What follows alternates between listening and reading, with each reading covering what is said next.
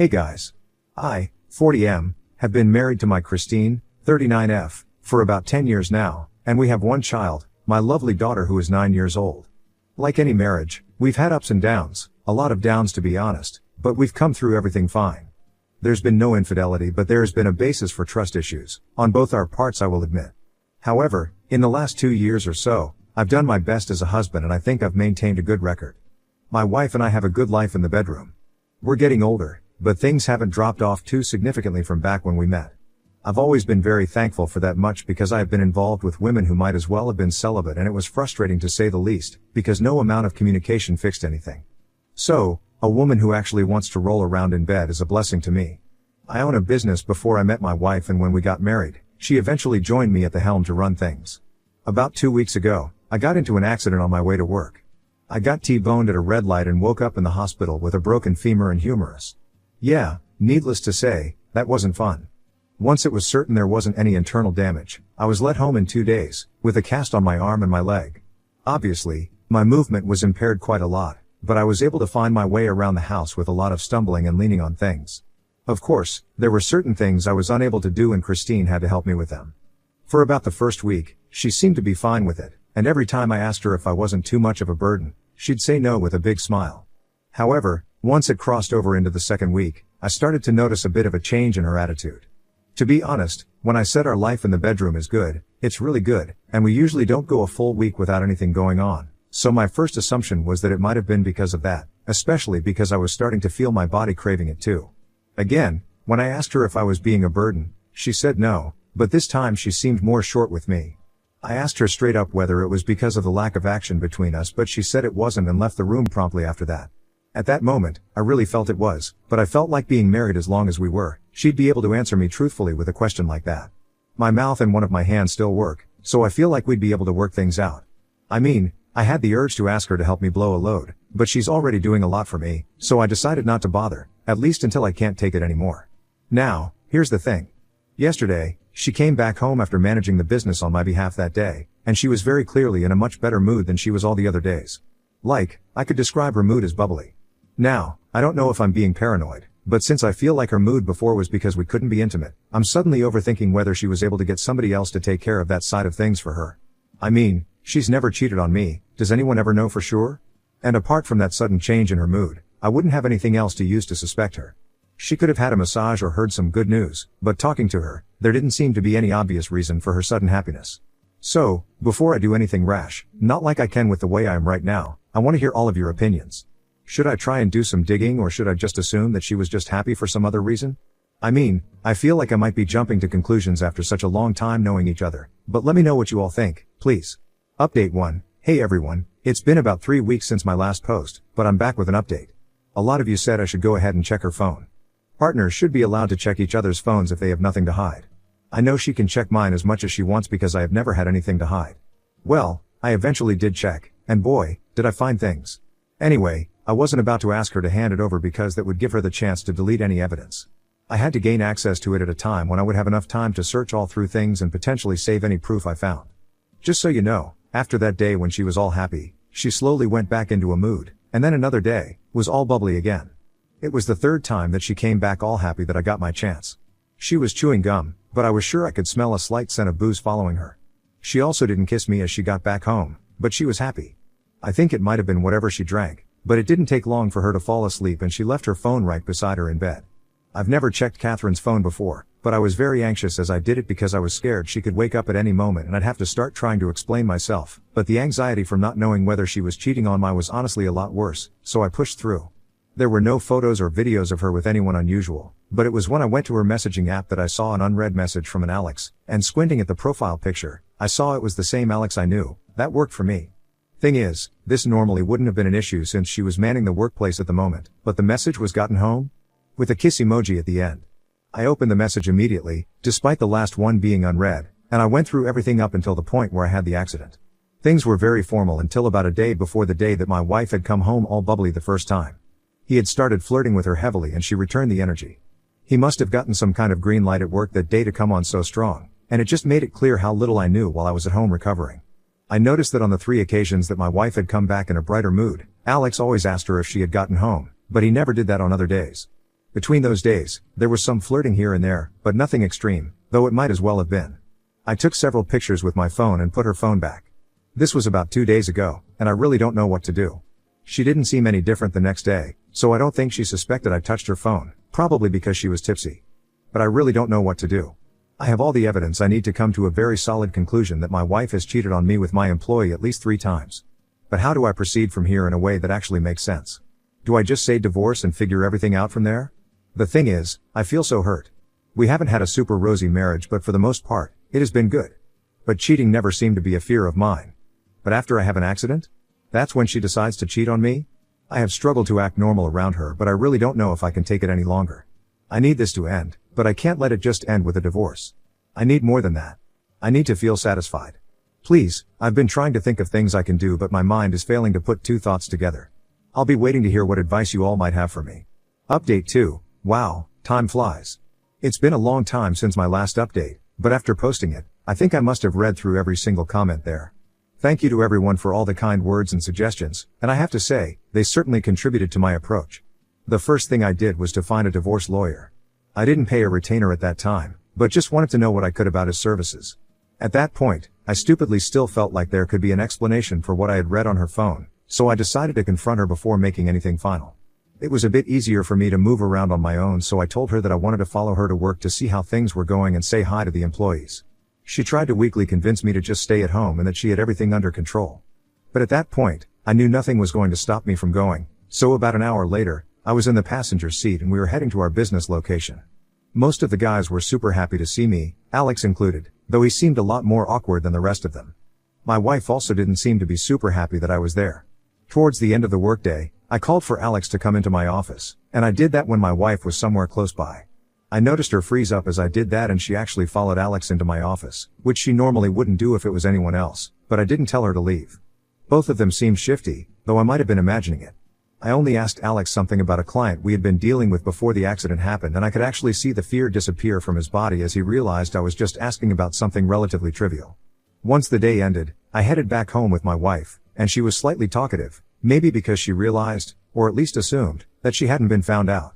I felt like I had more than enough suspicion at that point to be very direct with her, and I decided that I would do it the next day when she returned from work. Perhaps fortunately for me, the next day was another one of those days where her mood seemed to be better than usual, which triggered me because it made me assume she had just been intimate with my employee just minutes before. She was probably made bolder because she felt she had confirmation that I didn't suspect it one bit. But that was part of what gave me the courage to confront her minutes after she walked in. I asked her to sit across from me, and I asked her straight up, "Are you cheating on me with Alex?" She froze, but it wasn't for long, and then she said yes. Right after that, she stood up and headed towards the kitchen. I told her to sit back down, and that I wasn't done, but she still went to the fridge to get a silly yogurt cup, and only then did she come back. Honestly, I could already tell that she didn't seem to be remorseful based on her behavior. Why? Why did you think that was a good idea? And then she went into explaining how she had needs as a woman and I wasn't providing those needs for her. I pointed out right there that I had been in a freaking accident, I still had casts on, and her major concern was that there was no sex. I told her that if she had told me how dear her needs were, we could have found a way to sort things out, at least until I was healed, but she only shook her head and said it wouldn't have been the same. Honestly, in that moment, I was actually lost for words. I was expecting crying and pleading and obvious guilt, but the stupid woman in front of me was trying to justify her cheating. I asked her directly whether she was sorry, and she told me no. She repeated again that she had needs and I couldn't provide them, and that wasn't her fault, that she wouldn't deny herself pleasure because I had gotten yourself T-boned by an SUV. Yeah, I hate to admit it, but I lost all cool that I had at that moment. I struggled to my feet and walked over to her in an intimidating way. I didn't raise a fist or anything, but as I approached her, she stood up and shoved me hard. I lost balance and hit our wooden coffee table on the way down. I hit my shoulder, nothing was broken, I confirmed eventually, and I lay on the floor in pain. A few minutes later, I heard the front door close and her car start up and drive away. Yeah, my wife, definitely a soon-to-be ex, knocked me over and didn't even check if I was okay. I literally had 2 casts on. It was a few minutes before I could struggle up onto the couch and my shoulder was in a lot of pain. The first thing I did was call the police because I actually lost all respect and love for her in that moment. I was seeing red. Apparently, the noise of our argument had woken up my daughter and she was hiding near the top of the stairs when she saw me get pushed. She started crying when she saw me in pain and it broke my heart. She kept asking what had happened between me and her mom, but I really didn't know what to tell her. Eventually, the police came, took a report from me, and I was taken to the hospital, along with my daughter, for an X-ray, though fortunately, there was no lasting damage to my shoulder. I mean, Considering I was on the way to recovery, I'd have been pissed if I broke something else.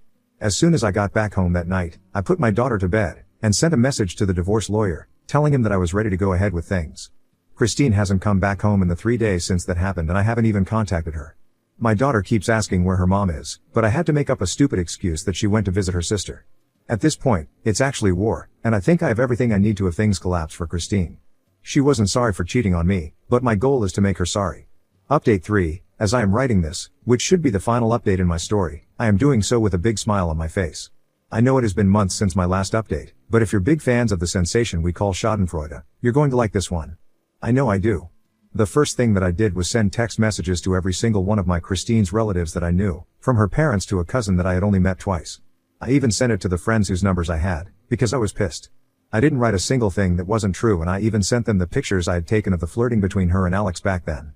Some of them responded, and some of them didn't. The ones who responded were more sympathetic, and I assumed most of those who didn't were on Christine's side. My job there was done. Whether they took her side or not, I made sure her sleazebag behavior was well documented. After that, I went into work, and I met Christine there. She was shocked to see me, probably thinking I was too crushed to do anything. It was barely 10 seconds before I pointed at her and Alex, the employee she had been cheating on me with, and told them they were both fired. She used to be my wife, but she was merely an employee. Her name was nowhere in the paperwork for the business, and I'm glad I had never brought her on to that extent. Alex was surprised by the suddenness of it all, but he couldn't argue because he knew he was guilty. He had worked for me for 3 years, and he was surely going to have a fun time trying to use me as a reference for whatever his next job was going to be. Meanwhile, Christine looked furious. She walked up to me. Honestly, I was scared I was going to get hit again, though that would have worked nicely for me, and when she was at arm's length, I sprung the divorce papers on her. Her face turned red because our employees were there, but I didn't care. She snatched the papers from me and marched out of the place. The rest of the day was awkward, and I had to deal with a lot of cursing and texts from her later, once she realized the full extent of people I had told about her cheating. Again, my story doesn't end there. It still gets good. Remember the assault? I had a police report and a hospital report, and I went to the police station at the close of business to report things. I told them I wanted to press charges. To skip through things a bit, my divorce lawyer was able to help me structure the case beautifully, as a complete bonus, and considering this came after I confronted her for cheating, she was unremorseful. I was injured, she left me there, and my daughter witnessed it. She got a week in jail and mandatory anger management classes. I hate that my little girl had to get a bit involved, but for me, it was worth it. The criminal record gladdened my heart. Then, we got to the actual divorce proceedings. These lasted a long time, especially because Christine was being extremely stubborn throughout the thing. But ultimately, it was a breeze, because there was way too much documented proof of bad behavior on my ex-wife's part. I mean, she had assaulted me, which she didn't deny, she had cheated on me, which she didn't deny, and she was very clearly unremorseful about either one of them. My daughter had to see her father assaulted, and again, that killed me. Now, I did mess up by firing her before I finalized the divorce, so I do have to pay a manageable amount of alimony, but only for 5 years. She's not a part of the business I built from the ground up. I have custody of my daughter because her mother's ability to control her temper and not bring strange men around my daughter is in question, and I get to keep the house because why uproot my little girl? I got to expose my wife's behavior to all her friends and give her a shiny criminal record. I honestly didn't set out to do all of this, but she made it work for me since she's just naturally a horrible person. I wish I had seen it earlier, but it is what it is. I'm just glad the story is over and my daughter is safe with me. Life goes on, and I'll try and rebuild eventually, but for now, I'm happy with the way things went, and I hope you all are too. Edit. By the way, Alex apparently had the balls to put my name down as a reference, and I made sure to professionally outline all his shortcomings as an employee, including the fact he may try to be inappropriate with the female partners of higher-ranking employees. It was fun to hear. Oh wow, thank you for letting us know that. From the person on the other end. I guess no evil goes unpaid. Now on to the next story. Story 2. Thought I married my soulmate, but I found Craigslist ad messages on her phone. Then I caught her cheating on me and told everyone. She left crying and never came back. Right before my wife and I got married, she had a crazy bachelorette party that might have involved things I didn't want to know about. I knew she had wild friends and that until she met me, she partied with them and had a couple run-ins with the police. As we dated and got to know each other, she told me that getting older was something she took seriously. She didn't want to continue her life on the path she was on. Instead, she wanted to settle down with a responsible man that made her feel loved and happy. I knew I could be that man for her, and I was ready to settle down too. I went out with my friends and had some good times, but it was never as reckless as my wife. I didn't see how drinking excessively, sleeping around, wasting money, or petty crime was going to lead me to a bright future. She looked at the credit card debt she'd racked up, saw the stark contrast to the lives we lived, and decided to change her ways. I saw her mature and make wiser choices as we spent time together, which made me believe this was the real deal. She was gorgeous, charming, genuine, and growing wiser thanks to me. I was under the impression that I'd met my soulmate and didn't need to be afraid to commit. My wife was ready to take vows with me and start our life together, so we got married in the summer of 2019. 3.5 years later, I was watching a show on my phone while she was in the bathroom. It was a normal Saturday for us. My wife was about to have a girls' night out with her friends, which was happening about 4 to 6 times a month. It was more than when we first got married. At first, she didn't allow these girls back into her life, but that's eventually what happened. They started guilt-tripping her, telling her she was going to be an old maid in her 30s. Even though she eventually gave in and started going out with them again, we had a deep bond that made me think she was a loyal, mature, respectable woman. I was completely wrong. We'd been talking about her debt, but she had trouble keeping a job. She was pretty materialistic, and found it much harder to earn money than to spend it. Since I was the only one with a steady job, I paid the bills and only allowed her a bit of money to pay towards her debt, get groceries, and go out with her friends. My phone died, so I plugged it in and grabbed my wife's phone to continue watching the show. As soon as I opened it, message notifications started pouring in from men on Craigslist. I read some of them and discovered they were replying to a recent post about her needing help to pay off her credit card debt. I continued reading through messages and realized she'd been seeing someone else regularly. He told her the last night they spent together was mind-blowing, and he needed to see her again tonight. I threw the phone across the room and just laid there, processing and thinking through what I just read. I felt like I became a void that might try anything to fill the emptiness. Before my wife came out of the bathroom, I realized I needed to save screenshots of those messages to prove she was at least talking to other men like this. Since I had much better credit, I bought our marital house completely on my own. Now that this was happening, I feared the worst possible scenario, which included her taking my home from me.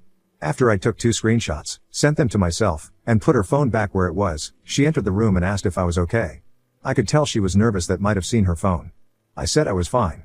I had to catch her meeting another man, to get evidence and help my brain accept that this was real. If it was so much worse than her spending time drinking with her irresponsible friends. I arranged for my friend to pick me up and follow her that night. First, we followed her to a Starbucks, where she met an anxious-looking man that clearly didn't want anyone to know what they were up to.